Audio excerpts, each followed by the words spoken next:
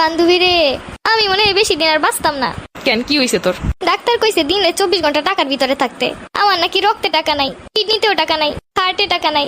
ও মা গো, কথা কইতেও কষ্ট হয়, কোথায়ও টাকা নাই। তুই এক কাজ কর, আমার কিছু টাকা ধার দে। কয় টাকা? আরে বেটা, কয় টাকা না, 1 বস্তা টাকা। বান্ধবীরে তোর জানেও টাকা নাই। এটাও ঠিক কইছো। তাহলে এক কাজ কর, তুই মইরেই যা। তুই এই কথাটা কইতে পারলি বান্ধবী? ধর আমি বড় লোক হয়ে গেলাম, আমি বড় লোক হওয়া মানে তুই বড় লোক হওয়া, তুই আমার একমাত্র বান্ধবী। হ্যাঁ তা তো। তাহলে এক কাজ কর, তুই আমার 1 বস্তা টাকা দে।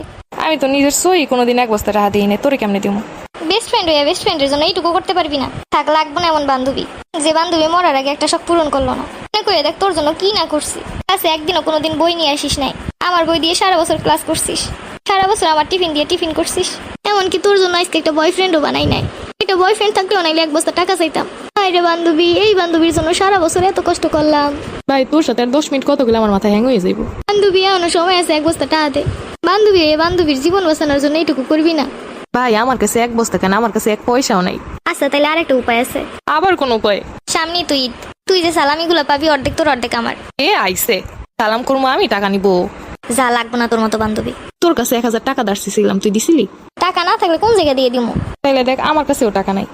কত বড় মিথ্যা কথা। বান্ধবী হয়ে যা তো, বান্ধবীর একদিনের জন্য ভালোবেসে থাকিস। বিকাশ নাম্বারটা পাঠিয়ে দিমু, অনে পারলে 10-15 হাজার টাকা পাঠিয়ে দিস। যাই হোক, এবার একটা ঘুম দে, ঘুমাই ঘুমাই যদি আবার টাকা স্বপ্ন দেখি, সেটা একরকম শান্তি। চৌধুরী সাহেব, আপনার মেয়ের বাচ্চা আমার পেটে। না, আমার মেয়ের বাচ্চা আপনার পেটে। টুকু টুকু, আমার বাচ্চা আপনার মেয়ের পেটে। কি দেখতে ছিলাম আর কি দেখলাম?